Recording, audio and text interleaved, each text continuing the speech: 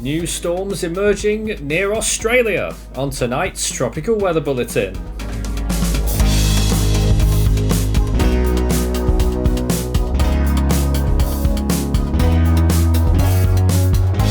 And now the latest around the wide world of tropics. Tropical Weather Bulletin for February 11th.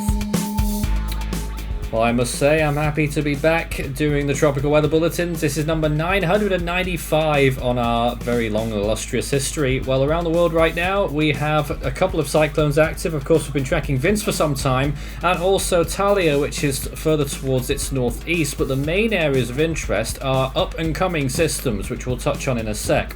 Well, here's the Atlantic right now, of course. It is still a fair way until hurricane season begins, but you see those days ticking down. 110 to go. The basin looking quiet. Big extratropical cyclone there off the coast of Atlantic Canada, however, the only real feature of the Atlantic today. In the Eastern Pacific, looks like there's a bit of a satellite outage there, but I can tell you that the basin is looking rather quiet. A few little areas off the northern side of the Hawaiian Islands, but really not much to tell you about at all. As expected, of course, in February. In the Western Pacific, we do have this 20% area of interest that we're still watching right now. A system in the South China Sea will be venturing sort of towards the northwest. It's got some decent winds, but not likely to develop and consolidate into a cyclone. If it does, it will be very short-lived. North Indian Ocean looking extremely quiet right now. There's really nothing to talk about in this basin, as you can plainly see. Just we're really watching individual clouds more than anything else there. A little thunderstorm off Sri Lanka. Well, where's all the action? It's in the Australian region. Of course, we have the two fully fledged cyclones. Vince on its way out, Taliah on possibly getting stronger. But this 80% system now off the coast of Western Australia is our main feature tonight. It's been designated locally as 18U, and big questions about what it's going to do. We'll talk about it a lot later on. And this is the South Pacific looking towards your right hand side. We've given a 70% chance of a system that could flare up just off the coast of New Caledonia. Indeed, it already is, producing heavy rain locally. Up close and personal with the area of interest 18U. It is currently 21 kilometers from Mermaid Reef, one of those offshore islands, 268 from Broome, 270 from Lagrange, 297 from 80 Mile Beach to its southeast, and 361 kilometers north-northeast of Port Hedland. It will be diving south-southwestwards. You saw there a cyclone watch in effect for pretty much all of those areas that we read out there, and those watches could be extended or upgraded to warnings, especially if it does what is forecasted. So let's take a look at satellite imagery. First of all, looking at this system. So it's a big question mark over what's actually going to happen. It's certainly looking pretty good at the moment though, really wrapping up quite tightly. Models have been absolutely all over the place. The GFS and the ECMWF, the European model, completely poles apart in their forecast right now. GFS was calling for a stronger storm earlier, now calling for only a tropical storm. European model still calling for a major hurricane equivalent storm, Category 4 probably on the Australian scale. Bureau of Meteorology going for a Category 2. Our estimate probably takes it higher than that to at least a 3 on our forecast. This is more satellite imagery showing some really high cloud tops at times around the center of that system, which appears to be establishing itself better as time goes on. We'll come back to that, but here's a wide shot of the whole region off Western Australia, looking out over the South Indian Ocean. These three systems, Taliah there in the middle, and Vince shrinking off towards the bottom left-hand side of the screen. And here it is close up. It had one more little burst there with that eye looking quite decent earlier on today, or yesterday as it is now, into the overnight hours. Its eye is disintegrating well and truly now. Northwestern side almost completely done, so it's going to be shifting down through the categories now as it continues southwards, recurving. This is Taliah, which is interesting in how long it's lasted as a fairly weak system, but it's really built up a massive area of influence around it. It's very low pressure for its strength, around 990 millibars for 45 miles per hour, and it is expected to embark on another strengthening trend. Could even get to Category 1 or even 2 status if some of the aggressive models are to be believed. And this big plume is the invest in the Western Pacific. Well, we're looking out for a potential center of circulation, but really no evidence of it here. Just a massive area of storms along this line on the southern tip of Palawan there in the Philippines. And this is a shot of New Caledonia with this system heading towards that area as well. Another system, that 70% that we gave out. There it is. We saw in that visible imagery there, if it has a center of circulation at low levels, it's well away from those high cloud tops that are really pulsing off towards its east and racing away from what would be that center of circulation, so that's stopping it from becoming a tropical cyclone at the moment. But what it is doing is dropping a lot of rain over New Caledonia right now. Warnings are in effect there for the rainfall, and you can see here on this radar imagery, it is quite a steady stream of heavy rain there.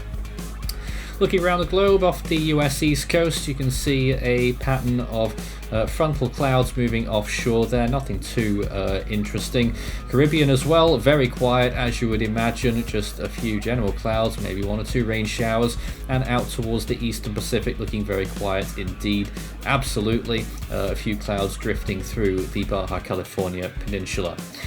Looking further out to sea there, a few more thunderstorms in the intertropical convergence zone out over the ocean, but very little to talk about in these regions. Western Pacific wide shot here, you can see again that system on the far left hand side, and a few storms approaching the Philippines from the east as well, but really nothing beyond the general afternoon thunderstorm that you would expect. Sri Lanka getting a little bit of a rain shower too along its east coast, but the Indian Ocean is extremely quiet.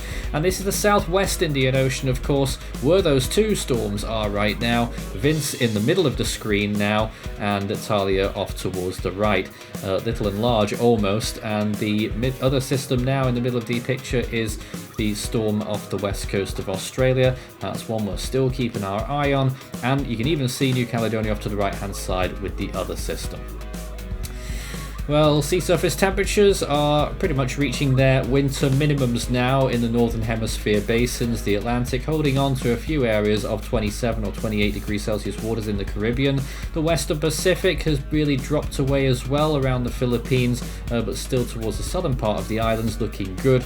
Out to sea towards Guam, also decent temperatures to recover on as we get towards the season. Southwest Indian Ocean is in its prime at this point off the coast of Madagascar out eastwards, temperatures over 30 degrees Celsius. Mauritius around 29 degrees as well. Mozambique Channel similar. Off the western coast of Australia, where that system is really looking at warm temperatures ahead of it, that is going to be a big kick for it, up towards 31 degrees Celsius. Similar temperatures all around the top end of Australia and the Gulf of Carpentaria. Compared to average, this is how those numbers are looking. Those red zones are above normal, and that includes Western Australia. In fact, that is one of the biggest anomalies there is right now. Western Pacific also generally above average, but in the middle of the Pacific there, you can see that big flicker of blue along the equatorial regions, still showing that maybe a little bit of a La Nina is still prevalent. But look east, warmer anomalies towards the Galapagos Islands. That's where this all starts. Could be signs of an impending El Nino, or at least a neutral. Oceanic heat content still has a little bank of it there in the Western Pacific, and curiously, one or two little spots there in the Eastern Pacific as well, which might set it off to a good start if that sustains. And in the Southern Hemisphere, still looking at a big area of very high energy waters. Also in the Coral Sea, haven't really seen anything form there so far. Off New Caledonia, only a little bit of oceanic heat content, so not too much for that system to pick up on. So models have been everywhere on that system near Australia, but actually firstly we're looking at the two established cyclones. There's Taliah there getting off towards category 1 Saffir-Simpson scale at least there, and holding on for quite a while. It is large, so it will have more resilience. And there's Vince off towards the south, moving off very quickly, actually re-strengthens as an extratropical cyclone, really balloons up in size there. Hurricane force winds for a good while potentially on that one. Now let's take a look at the one off Western Australia. By the way, the hurricane model HAFS earlier had 205 knots for this system, which would be absolutely ridiculous, and now it has a tropical storm. So the models are absolutely flopping all over the place. An extreme example there. GFS did something similar to a lesser level. The European model and Icon model still holding on to this storm becoming pretty strong. And most notably on the Euro, it heads closer to Port Hedland as well, but possibly remains offshore. GFS calls for a straightforward solution moving inland there towards the southeast and remains relatively weak, but I think it's going to be stronger than that.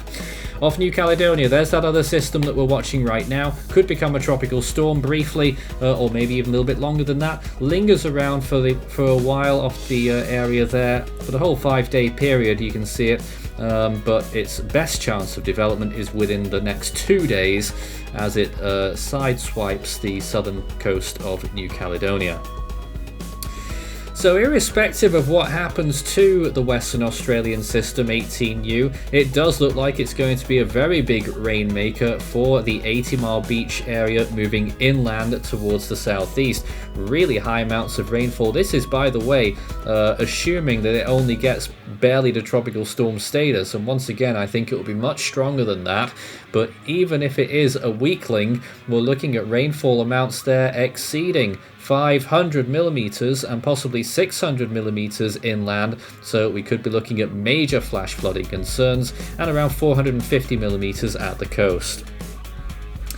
Looking at the longer range, day 5 to 10, gotta tell you, there really isn't much to look at actually. It is just what's left of Taliah there, moving off towards the south, trying to recur. Remnant disturbance just continues to linger, starts to drift westwards as many remnant lows do in the South Indian Ocean, but really its story is pretty much told, and nothing else of note anywhere around the tropics in the 5 to 10 day range. So that means I can tell you about the Force 13 merch store. You can scan the barcode and that will take you through to our store right now. We'll probably need to get some new graphics up here soon. And I've not got much else to tell you right now apart from this being Tropical Weather Bulletin number 995. We're really excited about celebrating 1,000 Tropical Weather Bulletins very soon indeed. Well, in the silly range then, this is day 10 through to day 16, and we've only got this little system that we've marked there off the very right hand side, entering into the full ocean region from the sort of Australian region there, and actually becomes a tropical cyclone right at the very end of the run. That is day 16, very, very, very far out, so I really wouldn't put any method into that one right now, or any thought into it, because we've got this 1 or 2 systems on either side of Australia that we're tracking right now that we still don't know what's going to happen to them. So let's take it one at a time. Well, a very historic storm for Mauritius and Réunion on this day in 1994 internationally. A lot of people may have never heard of it, but locally it is well etched into the annals of their history. Cyclone Hollander, a Category 3, which caused major damage to the Mascarene Islands 31 years ago. Can you believe it's been that long? We also had Tropical Storm Ivy, which was almost threatening to follow in its footsteps, although mercifully it recurved. That was Cyclone Hollander. Back to today then, and we are back with the bulletins. 8 storms so far around the world in 2025. The first name in the Atlantic is Andrea. In the Eastern Pacific, it's Alvin. And in the Central Pacific, the next name is Iona. Well, in the Western Pacific, we've not seen our first storm yet, but it will be Wu Tip. And in the North Indian Ocean, it will be Shakti. We are code blue for that Australian system. Not quite a storm yet, but it certainly is threatening to do so. In the Southern Hemisphere, the next name in the Australian region is Zelia. In the Southwest Indian Ocean, it's Garance. And in the South Pacific, it's Ray. That's all from tonight's Tropical Weather Bulletin. We'll be back again tomorrow.